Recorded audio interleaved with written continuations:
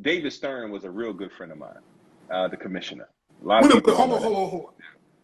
What was your relationship like with David Stern? How did you guys become good friends? Yeah. David Stern seemed like he was the principal of the league. He was. He disciplinarian on this guy's back about braids, this guy's back about tattoos. How did you become good friends with David Stern? That's all. David was God rest his soul. He was a pioneer for basketball and actually reshaped the NBA from when it was in the 80s. It was people looked at it as a drug league, and so David really cared about the players. So when I was about to retire, and a lot of people didn't know I was about to retire, I took a meeting with David Stern and Russ Granick, the deputy commissioner. And they were like, well, okay, we're in a meeting, sitting in the conference room table. He's like, all right, what do you want to talk about? I said, well, I just want to shake your hand on exit. And they was like, shake your hand on exit? I said, yeah. I came across the stage when I was in 1993 and was a fourth overall pick and shake your hand. So I'm going to shake your hand on exit. And then we got into a conversation. He's like, well, what are you doing now? What do you think about that? I said, well, David, I'm already in business. And he took a step back and he was like, well, why didn't you even tell us this earlier? I was like, David, y'all in the marketing business. I'm in the operations business. And he was like, oh. He's like, Jamal, would you like to work for the league? And I was like, nah, I'm good, David. I'm eventually coming here and be your partner one day. And he sat back and smiled. And that started the relationship. And so David was a champion for me to get into NBA ownership. And I actually made a bid for the New Orleans Hornets at the time, which is the Pelicans. I tell people I came in second, which is last. My bid was $275, and it went to the Benson family for $380. And that's the rightful owner. And David championed me the whole way, gave me every information. I would go to his office when I'm in New York and pop in, didn't have to have a meeting. And he said, what do you want to look at? You want to look at the Atlanta Hawks? You want to look at this? Look at that. And then I would break it down for him and say, here's the reason why I won't look at the Atlanta Hawks. Here's the reason why I won't look at this. And then he sat back and he was like, call me anytime, any day or night for whatever you need. And that's how the relationship started. Wow. What were some of the reasons that you wouldn't look at the Atlanta Hawks? When you're looking at purchasing a franchise, what are the things that make sense, don't make sense? How do you look at it? Well, I looked at when he pitched me on the Atlanta Hawks deal. The Atlanta Hawks deal was, I felt that Georgia was a college football state.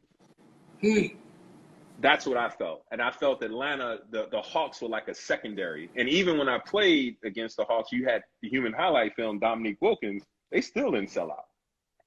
So I looked at it from that perspective, and the numbers proved me right. When I looked at the New Orleans Pelicans, what I noticed there was they had no naming rights on the arena. And I had an opportunity to meet the operator of the arena and sat down with him and went through the lease agreement that they had. And I found out in the lease agreement that if the owner of the Hornets wanted to get naming rights, it was 100% pass through to the team. Didn't have to go to the building operator or anything. So to me, I went to the board of Apple and I asked them if they would sponsor it, the naming rights, and they said no, they didn't want to do it. They weren't in that particular business at the time. And so I figured out that the debt that was tied to the team, which was $200 million at the time, that I can have that paid for over a 20 or 30 year period with the naming rights. So I only needed to come up with $75 million, which the NBA bought the Hornets from the Hornets owner for $75 million, because David Stern was like, hey, Jamal, this is what it is. So that's how I looked at it. That's crazy. So do you ever want to own a franchise? Are you, number two, are you good with current NBA management? And are you into purchasing a franchise, or even maybe if they do expansion, are you into that? Yeah. I've been approached a couple of times. I think I've found the right group, so something may be on the horizon in not the near term, but down the road. So there'll be a big play there. my ultimate goal is to one day own don't necessarily need to be a majority owner, but at least a minority owner with significant say, but a majority in one franchise. I would like to own an NBA team, NFL team, a Major League Baseball team, and a European soccer team. What team would you, if you had your choice, what Euro team would you choose? Which one? Basketball? No, Euro football team. You know what? I know those guys really well, but they won't sell it. PSG. I like PSG. Oh yeah, like Paris. Paris Saint-Germain. Yeah. You know they got your man, so that's a cash. You know they got that's a cash machine right there. PSG is huge. Yeah. Who is PSG owned by? I think they're owned by the Qatar Investment Authority. I think they're owned by the Middle Eastern Group. Yeah. Okay, and then Liverpool is owned by the Red Sox, and that's John Henry, I believe, Boston Red Sox owner. Yeah, the Boston Red Sox owner, and I think Man U is owned by the dude who owns the Tampa Bay Buccaneers. So you talking about big business and big things and Fatman Scoop. Go to Fatman Scoop on Instagram or Instagram TV to see the full interview.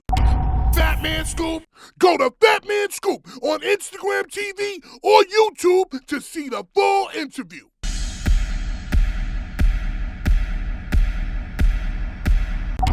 Fatman Scoop. Visit fatmanscoop.com to buy merch.